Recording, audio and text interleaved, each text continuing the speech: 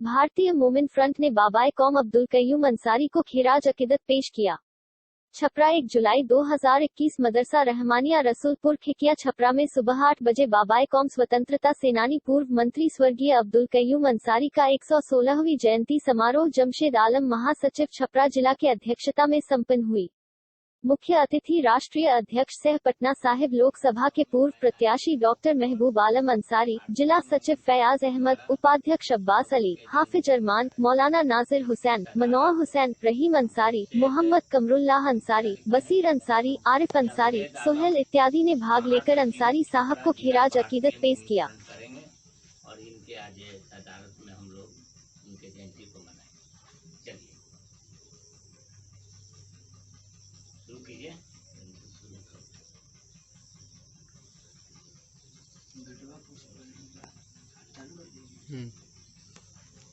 तमाम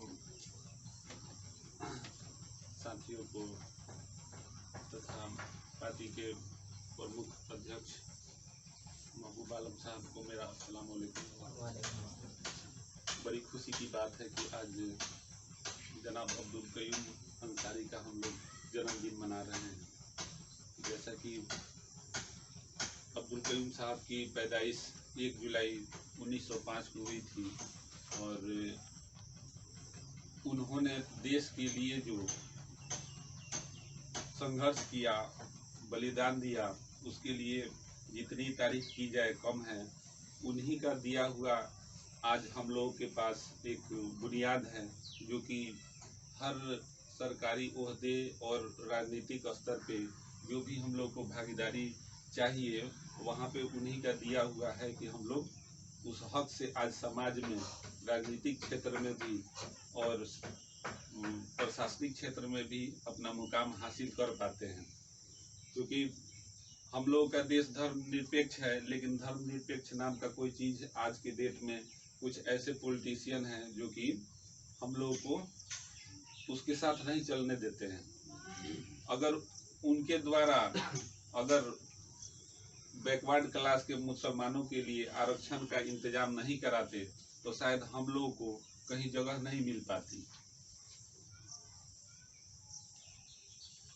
वह एक बहुत ही अच्छे काबिल घराने से थे। उन्होंने देश के लिए काफ़ी बलिदान दिया और बहुत सारे संपत्ति का उन्होंने अपना, जैसा कि दुकान वगैरह था, गरीब पिछड़े मुसलमानों, अति पिछड़े दलितों के लिए उन्होंने बंटवारा कर दिया उन लोगों के बीच में, ताकि इन लोगों का आने वाली जिंदगी में विकास हो सके। और जैसा कि अभी हम लोग का स्थिति जो है, हम लोग को उनके बनाए गए रास्ते पर चलने का प्रयत्न करना चाहिए, जो कि हम लोगों में ये सबसे बड़ी कमी है।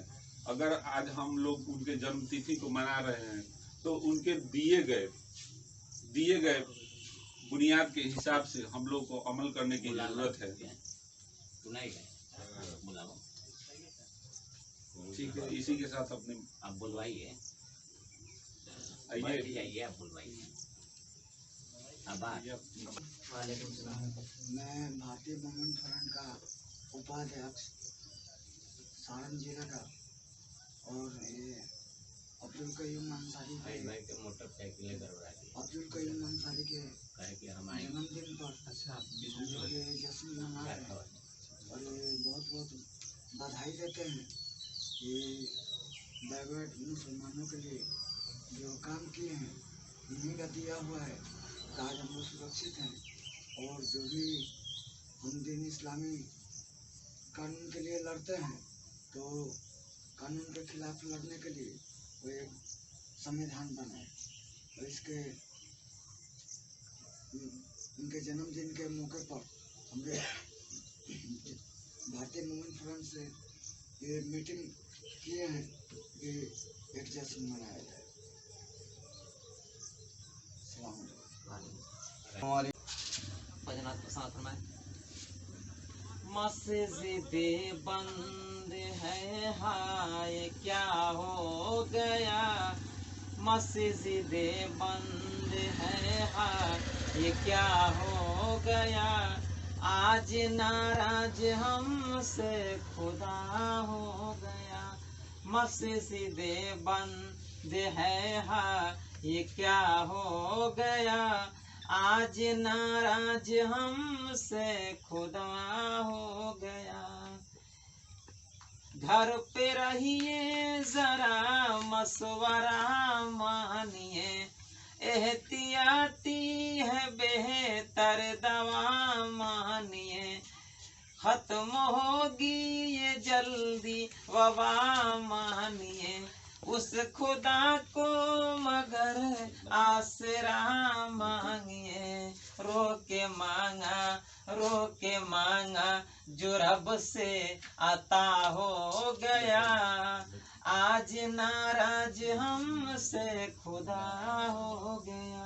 मस्जिदे बंद है हा ये क्या हो गया, आज नाराज हमसे खुदा हो गया। ये सदा जब लगी अपने घर पर रहो, जो भी करना है तुम अपने घर पर करो। घर पे ही अब नमाज़े पढ़ो, अपने घर को ही मस्जिद बनाओ चलो। सुन के ये बात दिल गम ज़दा हो गया, आज नाराज हमसे खुदा हो गया। मस्जिदे बंद है हा ये क्या हो गया, आज नाराज हमसे खुदा हो गया। आज इंसान कोरोना से मरने लगे, मिलने जुलने से वापस में डरने लगे।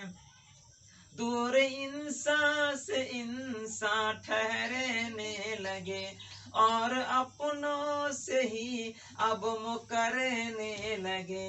एक कयामत सा ये हादसा हो गया, आज नाराज हमसे खुदा हो गया। लोग जो आम थे वो हुकूमत में थे, रब से बेजार थे ऐसो इसरत में थे। माल दौलत की काफी मुहाबत में थे, एक वबा आई तो सब फना हो गया, आज नाराज हमसे खुदा हो गया। मस्जिदे बंद है हा ये क्या हो गया, आज नाराज हमसे खुदा हो गया। आओ रूठे हुए रब को सजदा करे, मान जाए खुदा कुछ तो ऐसा करे।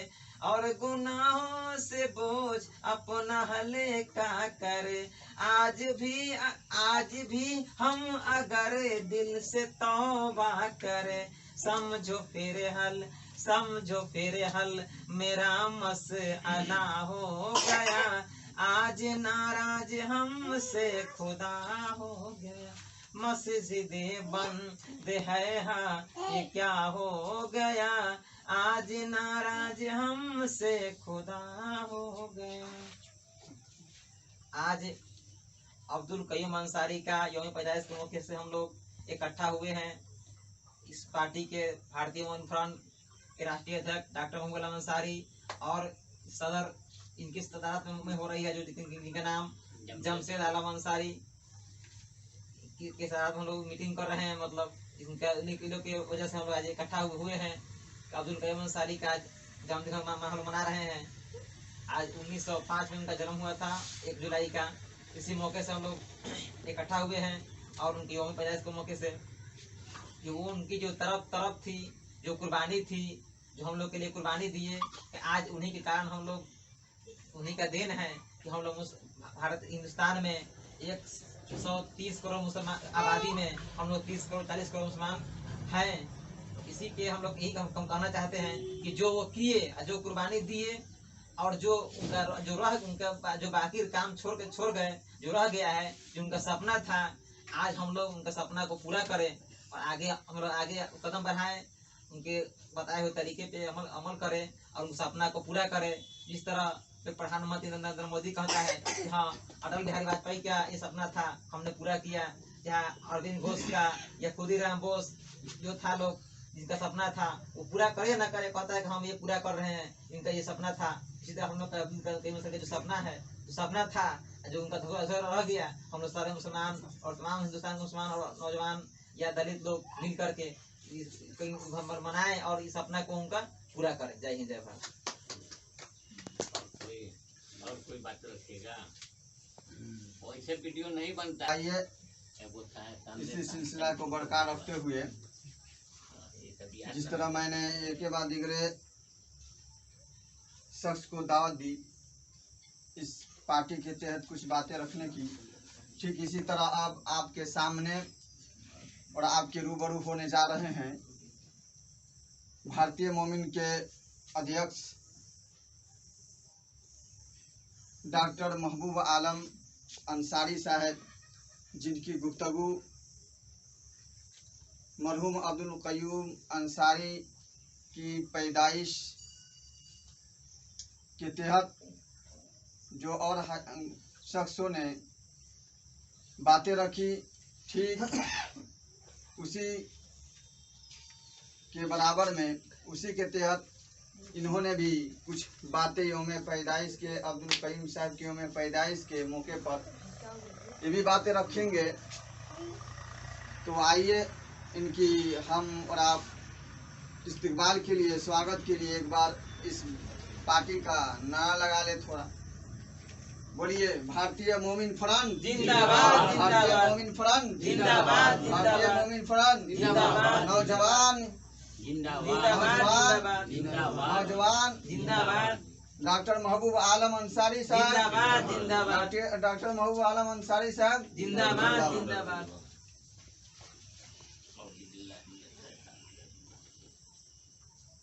आज रहमानिया मदरसा में जमशेद आलम छपरा जिला भारतीय मोमिन फ्रंट के जनरल सेक्रेटरी की सदारत में बाबाए कौम अब्दुल कयूम अंसारी साहब का जयंती समारोह मना रहे हैं।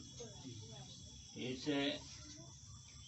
सभा में भारतीय मोमिन फ्रंट छपरा जिला के उपाध्यक्ष अब्बास अली, हमारे भाई करमुल्ला भाई, रहीम भाई, मौलाना नाजिर हुसैन साहब, हाफिज अरमान साहब, बशीर अंसारी साहब, मनव्वर हुसैन साहब और आपका क्या नाम है? मंसूर साहब, हम लोग तमाम लोग एक अंसारी साहब के यौम पैदाइश के मौके पर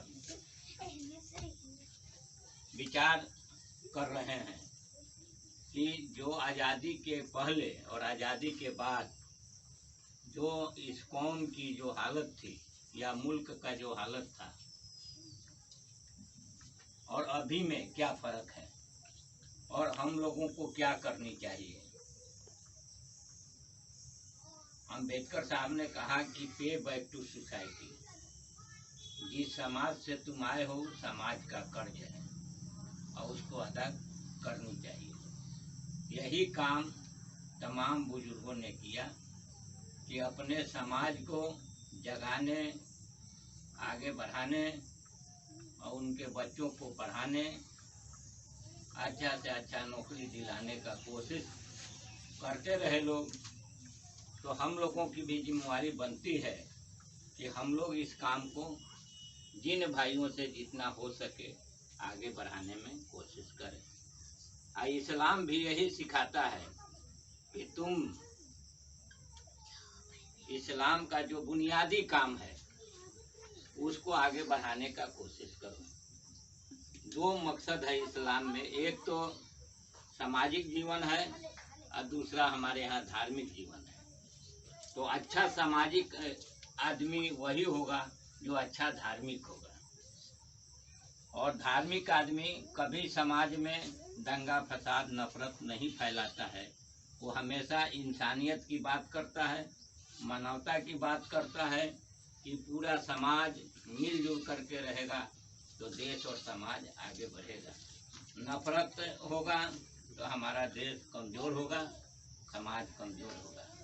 कभी भी इंसान को जाति धर्म के आधार पर नहीं सोचना चाहिए। हमेशा यह सोचना चाहिए कि हमारे हाथ से, हमारी जुबान से, हमारे काम से हमारे पड़ोसियों का भला हो जाए, हमारे जिला के लोगों का भला हो जाए, हमारे आसपास के लोगों का भला हो जाए। अगर ये जज्बा लेकर के इंसान चलता है तो वही इंसान कल आगे कामयाब होता है। पे बैक टू सोसाइटी में 3 बात है। हम जो इतना बड़ा हुए तो समाज का, आस पड़ोस का उसमें योगदान रहा कि हम इस मकाम पर आए। दूसरा है कि हम कमाते हैं और अपने लिए खर्चा करते हैं, जलसा में करते हैं, जुलूस में करते हैं, मिलाद में करते हैं, आपके कुरान खानी में करते हैं, यानी कि तमाम चीज़ों में, शादी ब्याह में करते हैं। लेकिन अपनी मजबूती के लिए हम पैसा खर्चा नहीं करना चाहते हैं। तो जब हम पैसा कमाते हैं तो इसमें समाज का भी हक है कि हम 100 रुपया कमाते हैं तो 5 रुपया खर्चा करें। इस्लाम ने बजाबता तय कर दिया कि 2.5% अपने आमदनी का खर्चा करना है। अगर यह भी तय कर ले मुसलमान तो इस कौम के लोग गरीब, अशिक्षित, बेरोजगार नहीं रहेंगे। लेकिन हम लोग ईमानदार नहीं हैं, इसके वजह से हम लोग यह काम नहीं कर। तीसरा है समय देने की कुर्बानी। हम 30 दिन काम करते हैं अपने लिए। अगर एक दिन का 1 घंटा 2 घंटा अगर बैठ करके सिट टुगेदर करें, थिंक टुगेदर करें, ईट टुगेदर करें, एक साथ बैठें, एक साथ सोचें, एक साथ जो भी हो खाएं, तो आपस में इत्तेहाद पैदा होगा, मिल्लत पैदा होगा। और जब मिल्लत पैदा होगा तो बड़े से बड़े जालिम लोग आपका मजबूर हो जाएंगे और उस पर आप कामयाब हो जाएंगे। वो कौम कभी कामयाब नहीं होता है जिस कौम के अंदर भाईचारा नहीं हो, दूसरे के लिए कुछ कर गुजरने का वो जज्बा नहीं हो। और हम इस मुल्क के लोग हैं, यह मुल्क हमारा है। आज चंद लोग नफरत फैला करके मुल्क को तोड़ना और कमज़ोर करना चाहते हैं। यही सबक बाबाए कौम अब्दुल कयूम अंसारी साहब ने भारत के लोगों को मिशन दिया था कि तुम जिस मुल्क में रहते हो उस मुल्क के लिए तुमको ईमानदार होना होगा। चाहे दुश्मन कितना भी हमको बुरे निगाह से देखे, लेकिन हम इस मुल्क के लिए हम सोचेंगे, इस मुल्क के लिए करेंगे और इस मुल्क के लिए कुर्बानी देंगे। क्योंकि हमारे आजाद ने इन लोगों से बढ़ चढ़ करके आज़ादी के लिए अपनी कुर्बानियाँ दी। आलिम दीन को दिल्ली से लेकर के पटना तक ले फांसी पर लटका दिया गया, लेकिन फिर भी उस तक लोग नहीं किए। इस देश को आज़ाद कराए। आज़ादी मिलने के बाद कुछ भारत के चंद लोग देश को तोड़ना चाहते हैं, तो इनको तोड़ने से यह देश टूटने वाला नहीं है। भारतीय मोमिन फ्रंट के साथियों से मेरी गुजारिश है कि इसी तरह का हम अपने घर पर ही छोटा छोटा मीटिंग करें, हम लोग उनके अंदर बेदारी पैदा करें। और वो कौम हमेशा पीछा रहता है जो वोट को के अधिकार को नहीं समझता है। आज़ादी के बाद से आज तक ले भारत के मुसलमानों ने खास करके अपने दुश्मन लोगों को वोट दिया है और उसके ताकत को मजबूत किया है, अपनी ताकत को मजबूत नहीं किया। यही वजह है कि यहाँ अन्य जातियाँ इक़्तिदार की बात करती है, हुकूमत की बात करती है, और हम दूसरे के हुकूमत बनाने की बात करते हैं। और हुकूमत बना करके भी हम उसका गुलाम बन करके रह जा रहे हैं। तो ये तब जब आप लोग नौजवान लोग नहीं सोचेंगे, नहीं पहल करेंगे, तो फिर हम हमारे जो बुजुर्ग थे वो गुलामी झेले, हम भी झेलेंगे। यह मुल्क वोट से बनेगा और जिसके पास वोट होगा वो इस देश का राजा होगा। तो यहाँ अगर मुसलमान ही मुत्तहिद हो जाएं तो पड़ोसी आपके साथ दोस्ती कर लेगा। हम तो मुत्तहिद नहीं हैं, इसलिए हमारी कहीं कामयाबी नहीं है।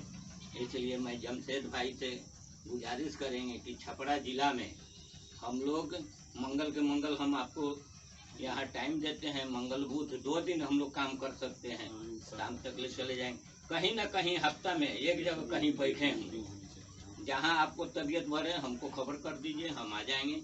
5 आदमी बैठेंगे, ज़्यादा नहीं होगा, 10 आदमी बैठेंगे, 20 आदमी बैठेंगे। बेदारी पैदा किया जाए और इस बेदारी से क्या होगा कि आने वाले दिनों में आपका MLA बनेगा, MP बनेगा, मुखिया बनेगा, जिला परिषद बनेगा। तो जब आपका आदमी बनेगा तब तो आपका रोजगार, आपका सुरक्षा आपके लिए खड़ा होगा। कितना कमजोर होगा अगर उस पावर में चला जाएगा तो वो कुछ न कुछ काम आपके लिए करेगा। इसीलिए कहा गया है कि हमेशा अम्बेडकर ने कहा कि संपूर्ण तरक्की का मास्टर चाबी राजनीतिक शक्ति है। अगर इस चाबी को अपने हाथ में ले ले आदमी तो उसे बंद दरवाजे खोले जा सकते हैं। अलमारी में पैसा है आपके पास है, चाबी आपके पास नहीं है, दूसरे के पास है तो खोल करके ले जाएगा। तो उस चाबी को छीनने की कोशिश करनी चाहिए। और छीनने का तरीका है, यहाँ लड़ाई झगड़ा नहीं है, तलवार बंदूक की जरूरत नहीं है। यहाँ जरूरत है कि लोगों को बेदार करके एक एक वोट भारतीय मोमिन फ्रंट के हक में जाएगा तो कल आपकी इक़्तिदार में भागीदारी होगी, आपके लोग आगे बढ़ेंगे। एक नेता बनता है तो सैकड़ों लोगों को भला कर देता है। एक ऑफिसर बनेगा तो किसी का भला नहीं कर पाएगा, लेकिन एक लीडर बन जाता है तो वो सैकड़ों हजारों लोगों को फायदा पहुंचा देता है। तो लीडर पैदा करना चाहिए और हम लोगों के अंदर ये खूबी नहीं है। इसलिए मेरा कोशिश है कि अंसारी साहब जो काम किए, चाहे और भी लीडर लोग जो काम किया, उस काम को हम लोग भी अपने नौजवानों के अंदर यह बात पैदा करें तो वो लोग भी तैयार हो। कल हम लोग नहीं रहेंगे तो फिर ऐसे बैठ कर के कोई सोचने वाला भी नहीं है। इस बस्ती में हम लोग हैं, 5 गो हमारे बस्ती के लोग नहीं हैं। ये है सामाजिक चेतना, सोच नहीं है लोगों को कि हम अगर एक साथ बैठेंगे तो आप 2 बात कहेंगे, हम कहेंगे, ये कहेंगे तो उससे कोई नई अच्छी बात निकल करके आएगी। लेकिन नहीं है तो उससे घबराना भी नहीं है। इसी तरह से बैठेंगे, 2 आदमी 3 आदमी बैठेंगे, कल 4 आदमी बैठेंगे, कल 5 आदमी बैठेंगे। इसी तरह से जमात बढ़ती जाती है। एक और पार्टी अपने देश में काम कर रहा है, MIM, तो उनके पार्टी को लोग नहीं जानता, लेकिन वैसी साहब को पूरा देश जान रहा है। उनके ऊपर आरोप भी है कि ये भारतीय जनता पार्टी के, लेकिन हम लोग इस बात को नहीं, क्योंकि वो सियासत कर रहे हैं। सियासत में हर आदमी को अपने ढंग से काम करने का तरीका है, लेकिन भारतीय मोमिन फ्रंट के लोगों को कभी नफरत की बात नहीं करनी चाहिए, हमेशा दोस्ती का हाथ बढ़ाना चाहिए। दुश्मन कितनों भी ताकतवर होगा, अगर आप उससे दोस्ती का हाथ बढ़ाएंगे तो कल वो आपका साथी बन जाएगा। इसीलिए हम लोग किसी को दुश्मन नहीं, यहाँ तक कि BJP भी मेरा दुश्मन नहीं है। वो आया है तो वोट के जरिए हुकूमत में आया, चाहे बेईमानी करके हो चाहे ईमानदारी से हो। तो वो भी अगर प्रधानमंत्री हैं तो देश के प्रधानमंत्री हैं, न कि RSS के हैं। अगर प्रधानमंत्री के अंदर सोच नहीं बदला तो यहाँ के जनता उनको भी कल हटा देगा और आपको बैठा देगा। इसलिए कल अल्लाह ने वादा किया है कि जो कौम इंसाफ करना बंद कर देती है, हम उसके ऊपर जालिम और जाबिर बादशाहों को मुसल्लत कर देते हैं कि जनता उससे पिसती रहे। आज पूरे मुल्क के लोग, सभी कौम के लोग आज पिस रहे हैं, महंगाई से, बेरोजगारी से। धार्मिक लोग अपने धर्म का काम पूरा नहीं कर पा रहे हैं, यहाँ तक कि लोग भूख से मर रहे हैं, रोजगार नहीं है। अब ऐसे परिस्थिति में अगर यह सरकार नहीं बदली तो फिर यहाँ के जनता की बेवकूफ़ी होगी कि नहीं बदल पा रहा है। और धर्म तो धारण करने का चीज है। आप अच्छाई को धारण करेंगे, आपको देख करके लोग हो जाएगा।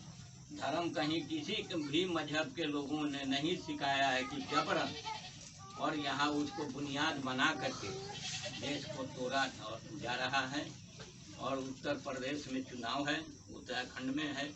हम लोग उत्तर प्रदेश और उत्तराखंड में पहल किया है और कहा है कि अगर बीजेपी को रोकना है तो हम मुलायम सिंह और मायावती को एक होना होगा।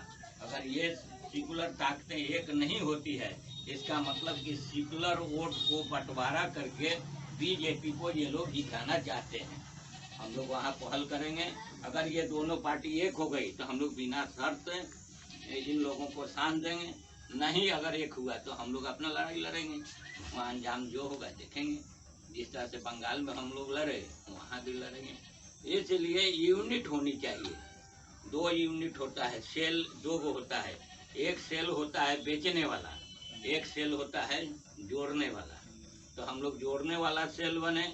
अभी जो बना हुआ है जितना भी यूनिट सेल वो बेचने वाला है।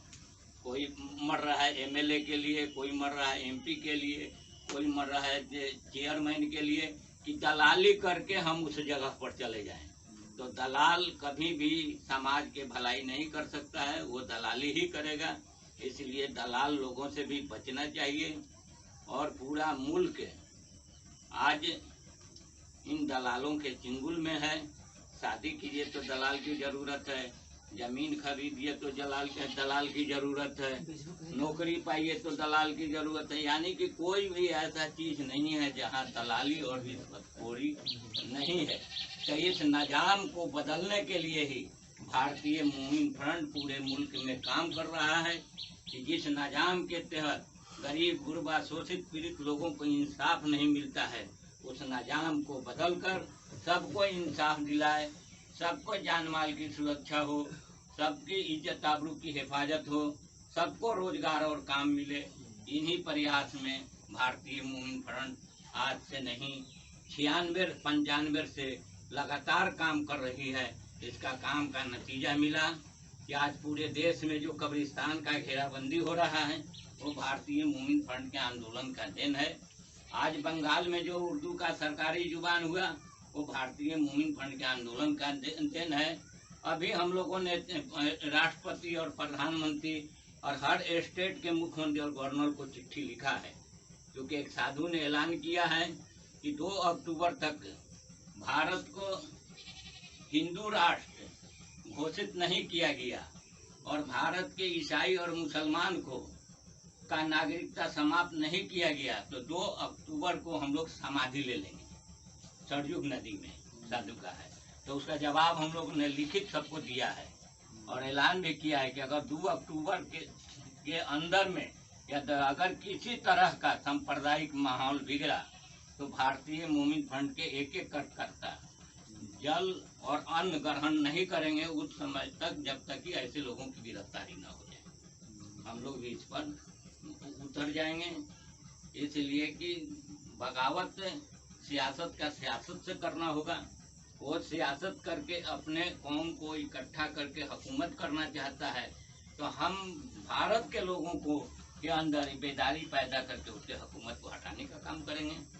और भारतीय मूमिन फ्रंट का स्पष्ट है कि इस मुल्क के निजाम को, इस मुल्क के व्यवस्था को बदलेंगे और जिनकी जितनी आबादी है, जिनकी जितनी संख्या है, उनकी उतनी भागीदारी मिलनी चाहिए। हर कौम, हर बिरादरी को उसके हक मिलनी चाहिए। इसी लड़ाई में हम लोग हैं और हम चाहेंगे कि इसमें अधिक से अधिक लोगों को हम लोग जोड़ें और समय समय पर प्रशिक्षण टाइप का मीटिंग करें। इसी तरह का लोग तैयार होंगे और लोग जब तैयार हो जाएंगे सब आसान हो जाएगा। जब तक लोग समझेगा नहीं, जानेगा नहीं, जब तक ले कामयाबी नहीं मिलेगी।